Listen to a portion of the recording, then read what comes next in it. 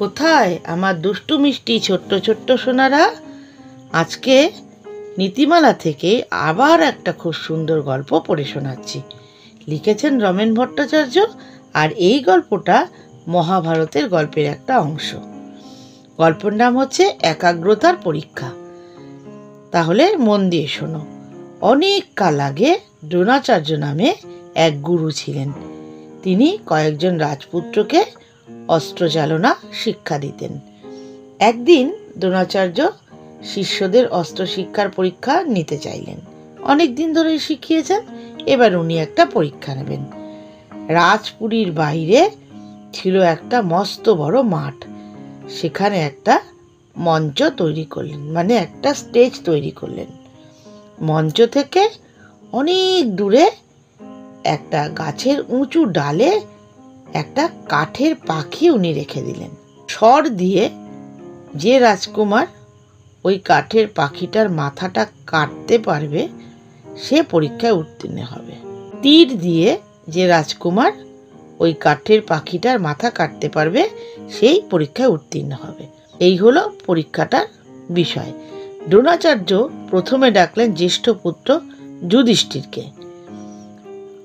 দ্রোণাচার্য বললেন, ওই দেখো ভাস, পক্ষী বৃক্ষের উপর, উহারে করিয়া লক্ষ্য রাখো ধনুস্বর। এই কথা বললেন। যুধিষ্ঠির তার ধনুককে স্বর লাগিয়ে লক্ষ্য স্থির করে দাঁড়ালো। তখন দ্রোণাচার্য জিজ্ঞাসা করলেন, বৎস, তুমি কি দেখতে পাচ্ছ?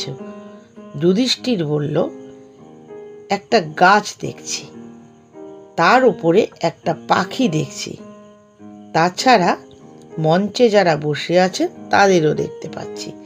আচার্য বললেন, বৎস যুধিষ্ঠির, তোমার অস্ত্র শিক্ষা হয়নি, তুমি যেতে পারো। চিন্তা করে দেখো, পরীক্ষা কিন্তু শুরু হয়ে গেছে। তখন তাকে ধনুকে তীরে টানি দিতে দিল না, তাকে নামিয়ে দিল। যুধিষ্ঠিরের পরে উনি কাকে ডাকলেন? এলেন দুর্যোধন। আচার্য তাকে ডেকে বললেন, ওই দেখো ভাস, পক্ষী বৃক্ষের ওপর, উহারে করিয়া লক্ষ্য রাখো ধনুস্বর। দুর্যোধন ধনুকে স্বর লাগিয়ে দাঁড়ালেন। স্বর মানে হচ্ছে ধনুকে তীরে একটা সুতো টান দিয়ে ওটাকে লক্ষ্য স্থির করে চালাতে হয়। আচার্য জিজ্ঞাসা করলেন, বৎস, তুমি কি দেখছো? দুর্যোধন বলল, গাছটা দেখছি, পাখিটাও দেখছি, মঞ্চে যারা বসে আছে তাদেরও দেখছি। আচার্য বললেন, না বৎস, তোমার অস্ত্র শিক্ষা হয়নি, তুমি যেতে পারো। দুর্যোধনের পরে দ্রোণাচার্য অর্জুনকে ডাকলেন।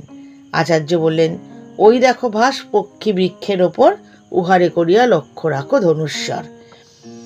অর্জুন ধনুকে স্বর যোজনা করে স্থির হয়ে দাঁড়ালো। আচার্য জিজ্ঞাসা করলেন, কি দেখছো বৎস? অর্জুন বলল, একটা পাখি দেখছি।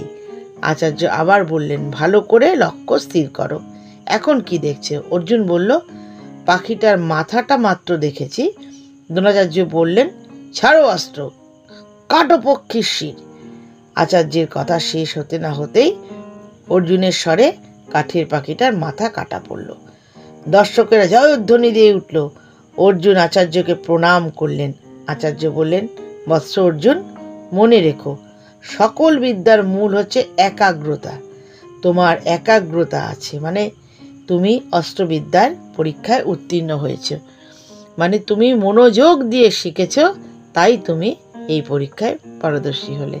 তাহলে কত সুন্দর একটা মহাভারতের গল্প তোমাদের শোনালাম ছোট্ট করে। আর লেখক লিখেছেন বলে তাই আমি তোমাদের শোনাতে পারলাম। তাহলে আমার দুষ্টু মিষ্টি সোনারা, গল্পগুলো কেমন লাগছে অবশ্যই কিন্তু কমেন্ট করে জানাবে। তাহলে আজকে আসি, আরেকদিন আবার একটা খুব সুন্দর গল্প নিয়ে তোমাদের কাছে আমি হাজির হব।